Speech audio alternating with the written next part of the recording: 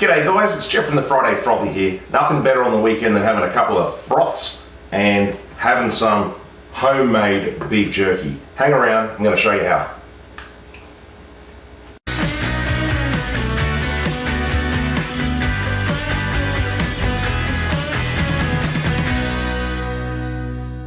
Well, g'day guys, as I said, Jeff from the Friday Frothy. If you don't know me and my good mate Glenn, we do a fun sports show on YouTube every Friday night, and obviously we enjoy having a frothy. I've had a lot of people ask me who've tasted the jerky and they wanted to know how I do it, and let me tell you guys, there ain't no secrets. It comes in packet form, and you can purchase this from anywhere from a local home brew store to a fishing tackle shop, even possibly your local butcher. If they're into smoking, they might have something.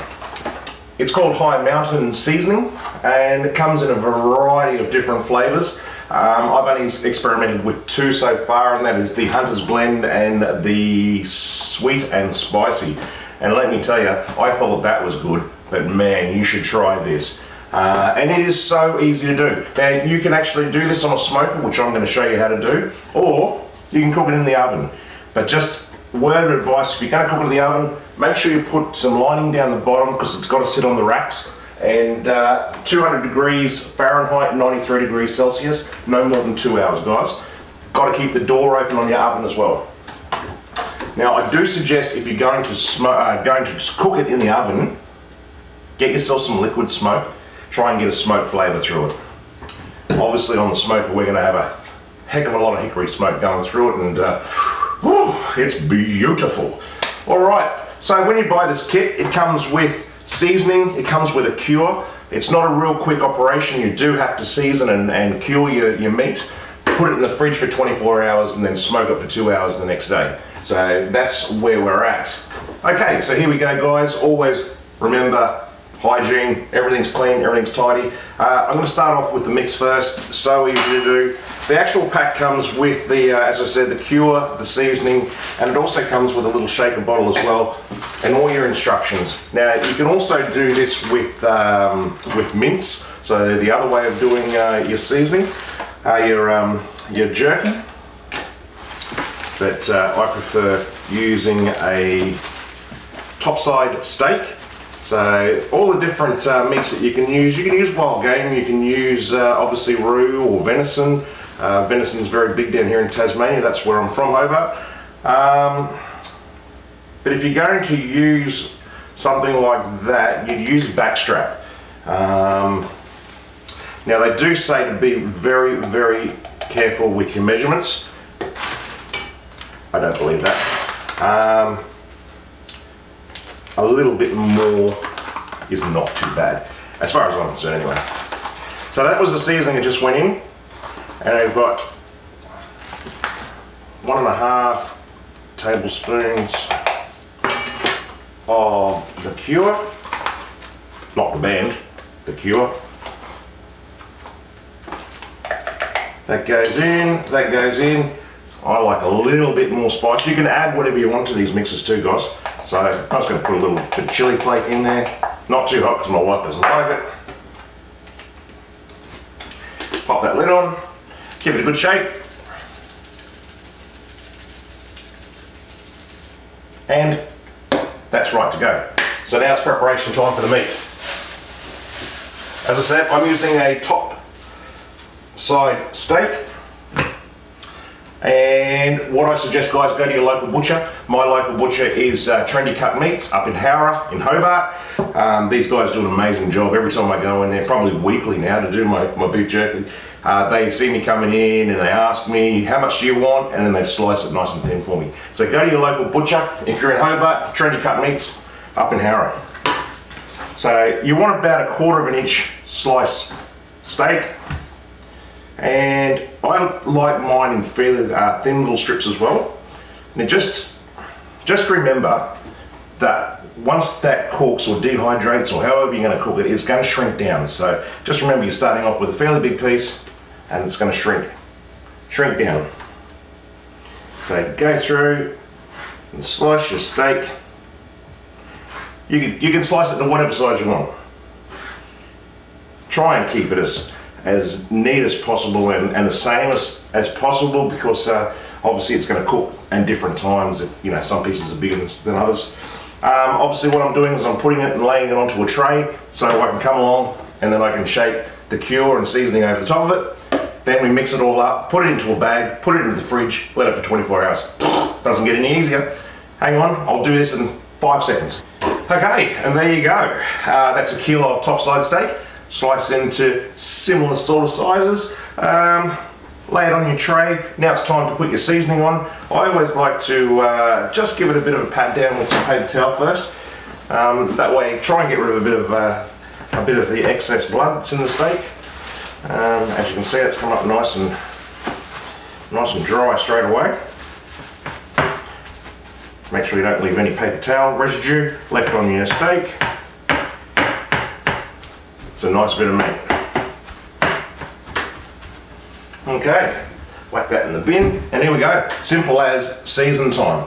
So just give them another shake just to make sure she's all broken up. Now at this stage, if you're going to cook it in the oven, probably a bit of a liquid smoke, just to try and give it a bit of excess flavour. But don't get me wrong, this has got so much flavour in it, it is just absolutely beautiful. So a bit of hit and miss here, just sprinkle across the top steak. Don't worry too much, because we're going to mix it all in together anyway and scrunch it all up so it all gets coated properly. On the instructions, it has different measurements for all your different amounts of meat that you're cooking. It's all 450 grams, 900 grams, 1.3 or 1.8. I've got a big offset smoker, but because you've got to lay it down in strips, it sort of takes up a lot of room, so I can't do a real lot at one time, which is a shame because I eat a lot of it, as you can probably tell. Alright, give that a bit of a pat down, rub it in, and then it's just a little bit of a process of trying to flick them over and to do the other side. Really hard, isn't it? And trust me, it's worth doing, guys. Find this cure. They have, as I said, they have so many different varieties of flavours. They do a bourbon blend one, which I'm going to get next, because even knowing I do a show called the Friday Frothy, I don't like a bourbon, and I'm going to give that a crack. They have a jalapeno one. They have an extra fiery hot one. The list is huge. So find yourself a place that stocks it. I think it comes from Canada. But if I can get it here in Hobart, you can get it anywhere, trust me. And this is not a paid endorsement either, guys. This is just a labour of love. That I've always loved beef jerky, and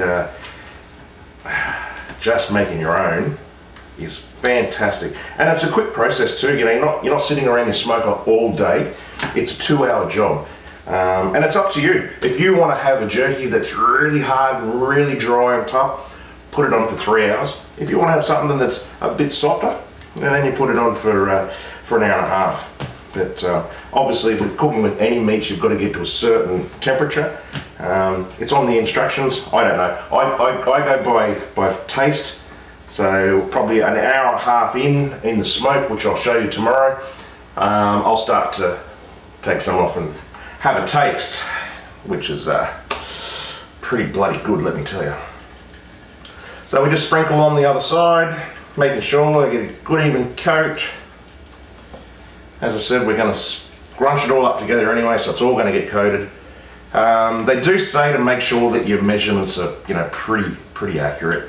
I tend to find that if you stick exactly to their measurements, you'll have a piece that's just beautiful, it's so flavoursome, and then you'll have a piece that just doesn't have as much flavour. So I just put that tiny little bit more seasoning in just myself. Going against the rules is what we do. Give it a good pat down, make sure it's all rubbed in. Can you believe how easy this is? Insane. You'll never ever buy jerky again, and I promise you that. You'll never ever buy it. This is so good. Mix it all up together. Now the only thing is with this, guys, that it is preservative free, so it's got no added anything in this, although I don't know what's in the cure. But so So once it's cooked, I give it a pat down to get the grease off first, and then I put it into vacuum bags and seal them. Put it in the fridge. I don't know exactly how long it'll last, but don't worry about it because it doesn't last. It just disappears. This will make me probably 3 or 4 packs of jerky. You know, with probably about 6, 7, 8 pieces in each one. And yeah, by the time your mates eat it and you give some away to your butcher at Trendy Cut Meats, which I will this time, I'll give you a proper packet. And it goes pretty quick. So, but there's nothing more relaxing than sitting around on a Saturday or Sunday afternoon, having a froth, smoking some meat. And guys, if you enjoy this, as I said, we normally do a sports show, I don't do a cooking show, but if you do enjoy this and you're into smoking and you want to know a little bit more, I've got a big brisket in the freezer, I've got heaps of pork ribs, so leave a comment, subscribe, leave a comment, let me know, and I can do some more cooking for you. Jeff's Friday Frothy Kitchen Cooking. Woohoo! So there you go, guys. All that's got to do now, I'll probably just let that rest a little bit and make sure that it's all worked in. So you can see that bit there is still a little bit red, so it hasn't got a proper coating on it. So this will go fairly dark overnight in the fridge, in your packet. And then once you take it out and you put it in the smoker, and I'll show you tomorrow, you'll put it out, it's quite dark. Within probably half an hour, it starts to go this translucent red. And unfortunately with the offset smoker, I have to lay it out, which means I have to move one end to the other end halfway through the process because it cooks faster up this end than that end. So, not that that's a drama. Okay, so she's all mixed up. You can see it's all going nice, a nice brown colour. Don't think it's going off, that's just the cure working. She's all mixed up. Let's put it in a Ziploc bag. Inside, even better. Not enough froths. Now, also make sure guys, when you do your jerky, check your time. So it's 20 past 12 here right now, so 24 hours. I want to put this on tomorrow, and I'm pretty precise. I'm going to get it on at 12:30 tomorrow at lunchtime. The more you leave it in the fridge, in the cure, the more it'll cure. I don't know, they reckon it's not a great thing to keep it too long or too short, so there you go. So we'll Ziploc him, put him in the fridge, and all I do is over the next 24 hours I will just walk into the fridge, well not walk into the fridge because I'm too big to fit in the fridge, grab it out and just give it a mix, just to make sure that all that seasoning and all that cure is all coated. And I'll break that again, and there you go. So, like that, whack him in the fridge.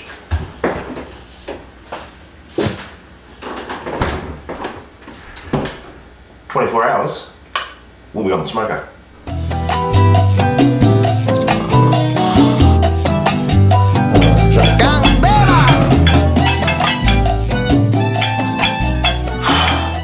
Jerky time! Woo! Well, good morning guys, here we are. It's the next day. It's about 11:30. I'm going to go and start up some coals, get the fire started. I'm trying to hit about 200 degrees Fahrenheit. In that time, I'll probably take the jerky out. I'll give you a quick look at it, and we'll let it come to a little bit of room temperature as well. So stick around.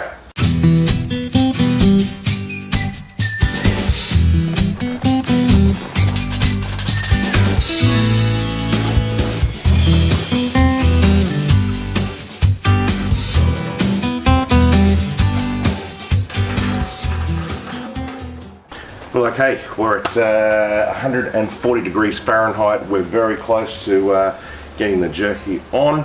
Just a quick poll question for all of you guys out there who do a bit of smoking. It's now 12 o'clock. Is it ever too early to crack a froth when you're smoking. I don't know, if you want to get into smoking, make sure you have a beer because it's mandatory. Leave a comment below and let me know if it's alright to have a froth at any time when you're smoking.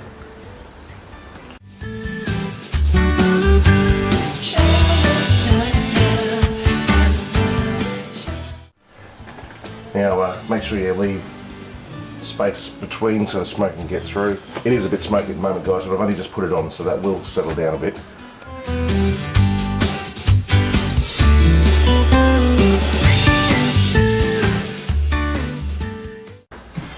Well, there you have it, guys. I've just taken it off.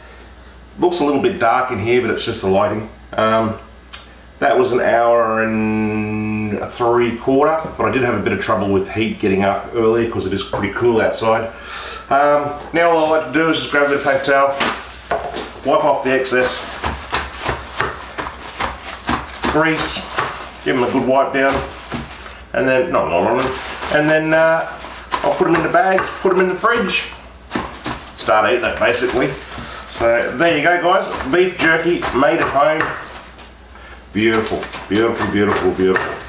Get into it. As I said, guys, if you've enjoyed this, as I said, not normally a cook in the kitchen, but if you enjoyed it, like, subscribe, give us a comment, let me know. I'll do some more.